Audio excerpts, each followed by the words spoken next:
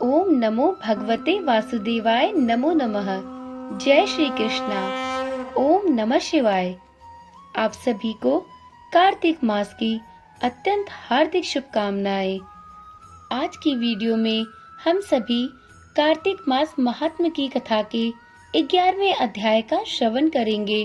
तो चलिए शिव विष्णु भगवान का ध्यान करते हुए इस अत्यंत ही पुण्यकारी एवं मोक्षदायिनी कथा का रसपान करते हैं। भक्तगणों, पिछले अध्याय में हमने भगवान शंकर के तेज से उत्पन्न जलंधर नामक बालक के नामकरण, उसके विवाह तथा उसके दैत्यों के अधिपति बनने तक की कथा का श्रवण किया है। आज की वीडियो में हम इससे आगे की कथा का श्रवण करेंगे। तो चलिए प्रारंभ करते हैं। एक बार सागर पुत्र जलंधर अपनी पत्नी वृंदा सहित असुरों से सम्मानित हुआ सभा में बैठा था। तभी गुरु शंकराचार्य का वहां आगमन हुआ। उनके तेज से सभी दिशाएं प्रकाशित हो गईं। गुरु शुक्राचार्य को आता देखकर सागर पुत्र जलंधर ने असुरों सहित उठकर बड़े आदर से उन्हें प्रणाम किया। गुरु शुक्राचार्य ने उन सबको आशीर्वाद दिया। फिर जलंधर ने उन्हें एक दिव्य आसन पर बैठाकर स्वयं भी आसन ग्रहण किया। फिर सागर पुत्र जलंधर ने उनसे विनम्रता पूर्वक पूछा, हे गुरुदेव, आप हमें यह बताने की कृपा करें कि राहु का सिर किसने काटा था। इस पर दैत्य गुरु शुक्राचार्य ने विरोचन पुत्र हिरण्यकश्यपु और उसके धर्मात्मा पौत्र का परिचय देकर देवताओं और असुरों द्वारा समुद्र मंथन की कथा संक्षेप में सुनाते हुए बताया कि जब समुद्र से अमृत निकला तो उस समय देव रूप बनाकर राहु भी अमृत को पीने बैठ गया। इस पर इंद्र के पक्षपाती भगवान विष्णु ने राहु का सिर काट डाला। अपने गुरु के मुख से इस प्रकार के वचन सुनकर जलंधर के क्रोध की सीमा न रही। उसके नेत्र लाल हो गए। फिर उसने अपने धस्मर नामक दूत को बुलाया और उसे शुक्राचार्य द्वारा सुनाया गया वृतांत कह सुनाया। तत्पश्चात उसने धस्मर को आज्ञा दी कि तुम शीघ्र ही इंद्रपुरी में जाकर इंद्र को मेरी शरण में ले आओ। धस्मर जलंधर का बहुत ही आज्ञाकारी एवं निपुण दूत था। वह जल्द ही इंद्र की सुधर्मा नामक सभा में जा पहुंचा और जलंधर के शब्दों में इंद्र से बोला, हे देवता धाम, तुमने समुद्र का मंथन क्यों किया और मेरे पिता के समस्त रत्नों को क्यों ले लिया। ऐसा करके तुमने अच्छा नहीं किया।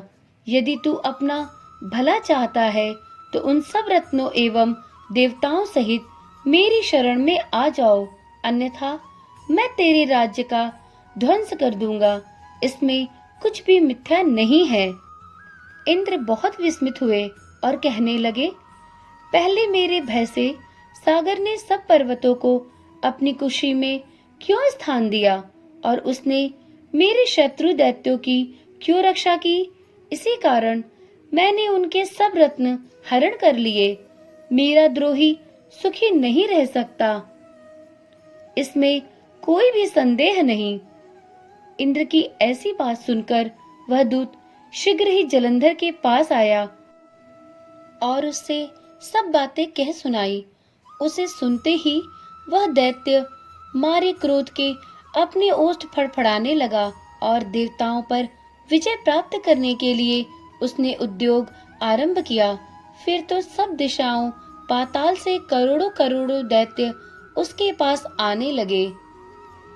शुंभ निशुंभ आदि करोड़ों सेनापतियों के साथ जलंधर इंद्र से युद्ध करने लगा। शीघ्र ही इंद्र के नंदन वन में उसने अपनी सेना उतार दी। वीरों की शंख ध्वनि और गर्जना से इंद्रपुरी गूंज उठी। अमरावती छोड़ सभी देवता उससे युद्ध करने के लिए चल दिए। भयानक मारकाट हुई। असुरों के गुरु आचार्य शुक्र अपनी मृत संजीवनी विद्या से और देवगुरु बृहस्पति द्रोणागिरी से औषधि लाकर अपने अपने योद्धाओं को पुनः जीवित करते रहे। इस पर जलंधर ने क्रुद्ध होकर कहा कि मेरे हाथ से मरे हुए देवता पुनः कैसे जीवित हो जाते हैं? हे गुरु शंकराचार्य, पुनः जीवित करने की विद्या तो सिर्फ आपके पास है। इस पर शुक्राचार्य ने देवगुरु द्वारा द्रोणागिरी से औषधि लाकर देवताओं को पुनः जीवित करने की बात कह सुनाई। यह सुनकर जलंधर और भी कुपित हो गया। फिर शुक्राचार्य जी ने कहा, यदि शक्ति हो तो द्रोणागिरी को उखाड़कर समुद्र में फेंक दो, तब मेरे कथन की सत्यता प्रमाणित हो जाएगी। इस पर जलंधर कुपित होकर जल्द ही द्रोणागिरी पर्वत के पास पहुंचा और अपनी भुजाओं से पकड़कर द्रोणागिरी पर्वत को उखाड़कर समुद्र में फेंक दिया। यह तो भगवान शंकर का तेज था, इसमें जलंधर की कोई विचित्रता नहीं थी। तत्पश्चात यह सागर पुत्र युद्ध भूमि में आकर बड़े तीव्र गति से देवताओं का संहार करने लगा। जब द्रोणाचार्य जी औषधि लेने द्रोणागिरी पर्वत पर गए तो द्रोणागिरी को उखड़ा हुआ शून्य पाया। वह भयभीत हो देवताओं के पास लौट आए और उनसे कहा कि अब युद्ध बंद कर दो, जलंधर को अब नहीं जीत सकोगे। पहले इंद्र ने शिव जी का अपमान किया था। यह सुनकर सभी देवता युद्ध में जय की आशा त्याग कर इधर उधर भाग गए। सिंधुसुत निर्भय होकर अमरावती में घुस गया। इंद्र आदि सभी देवताओं ने अब गुफा में जाकर शरण ले ली। कार्तिक मास महात्म की कथा का 11वां अध्याय संपूर्ण हुआ। तो एक बार प्रेम से बोलिए, श्री विष्णु भगवान की जय, श्री बाके बिहारी की जय। इसी प्रकार कार्तिक मास महात्म्य की कथाओं के नियमित श्रवण के लिए आप इस चैनल को अवश्य ही सब्सक्राइब करें, क्योंकि इस चैनल पर कार्तिक मास में प्रतिदिन शाम को 7 बजे इन कथाओं का श्रवण कराया जा रहा है। तो चलिए कल मिलते हैं कार्तिक मास महात्म्य की कथा के 12वें अध्याय के साथ। अपना ध्यान रखिए और स्वस्थ रहिए। ओम नमः शिवाय। जय श्री कृष्णा। राधे राधे।